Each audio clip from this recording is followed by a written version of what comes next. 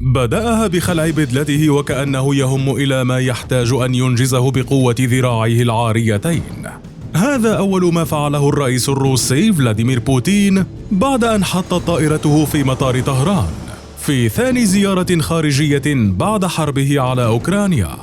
الأولى كانت لدولتين سوفيتيتين سابقا وجارتين هما طاجيكستان وتركمانستان، أما الثانية اليوم إلى إيران وفق اختيار دقيق جدا ولا يحتمل التأويل. فيما سبقه بليلة واحدة الرئيس التركي رجب طيب أردوغان من أجل قمة جمعتهما مع نظيرهما الإيراني إبراهيم رئيسي ظاهرها ملفات سوريا، لكن ما خفي منها كان أعظم، يصل حد تشكيل تحالف روسي إيراني تركي تبدى واضحا من تعدي اللقاءات قبل القمة لما هو أرفع قدرا من مقام الرئيس إبراهيم رئيسي عبر اجتماع بوتين وأردوغان كل على حدة مع المرشد الأعلى في إيران علي خامنئي لنسج على ما يبدو أنه أكثر بكثير من تفاهمات هنا واتفاقات هناك في ظل استمرار الحرب الروسية الأوكرانية منذ أشهر وتورط إيران فيها بدءا من تزويد روسيا بالمسيرات وصولا لما هو أكبر، بينما تغرد تركيا بعلاقتها مع موسكو خارج سرب الناتو مع محاولات للاستفادة من تحالف مع بوتين يجعل أنقرة عرابة إخراج الحبوب إلى العالم من موانئ أوكرانيا، خاصة بعد أن فشل رئيس أمريكا جو بايدن بتشكيل تحالف عربي إسرائيلي ضد إيران. ولأن حال الشرق الأوسط اليوم يبدو وكأن لكل حلف إذا ما تم نقصان، تبقى جيوش أردوغان المتأهبة على حدود سوريا لشن عملية عسكرية تستهدف السيطرة على مدينتي تل رفعت ومنبج، وهي عملية أفردت لها وكالة ستاب نيوز عملا كاملا يمكنك مشاهدته والاشتراك بالقناة لتتعرف على تفاصيل عملية عسكرية تشكل حجر عثرة أمام دمج روسيا وتركيا وإيران بتحالف دولي وإقليمي، مع رفض روسيا وإيران العملية التركية والمخاوف حيالها. فكيف أطلق بوتين هذا التحالف؟ وهل تتحد الأضداد؟ لم يكد يصل بوتين إلى طهران حتى توجه على الفور للقاء الرئيسين الإيراني إبراهيم رئيسي والتركي رجب طيب أردوغان، وفي خاطره ما يعرفه الجميع ولا يحجم هو شخصيا عن الإشارة إليه، تشكيل تحالف مع تركيا وإيران يرد به على عدوه رئيس أمريكا بايدن.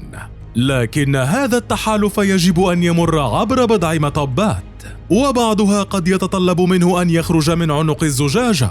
فالحديث بين الرئيس الروسي والمرشد الأعلى الإيراني علي خامنئي، وإن بدا وكأنه تأكيد المؤكد حول تنسيقهما في سوريا، إلا أن ما تريده طهران من موسكو أكبر، خاصة مع انشغال روسيا عن سوريا بحربها في أوروبا. فإن كان مرشد إيران أكد لبوتين أن حربه على أوكرانيا كانت ستحدث بكل الأحوال لأن الناتو جسم خطير يجب ردعه، لكن لم يفت خامنئي أن يطلب من بوتين شن حرب ضد أمريكا لإخراجها من شمال سوريا وحرمانها من حقول النفط هناك.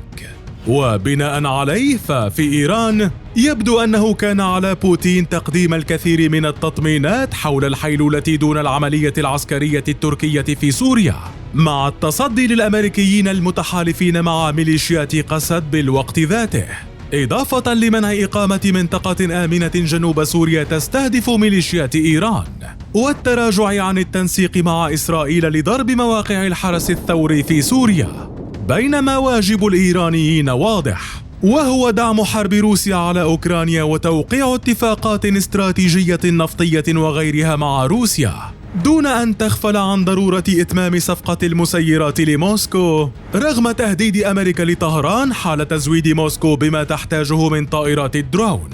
أما مع تركيا فلا تبدو الملفات أقل تعقيدا مع تركيا العضو بحلف الناتو، لأن ما يريده أردوغان كان واضحا أيضا وجليا، وبانتظار موافقة بوتين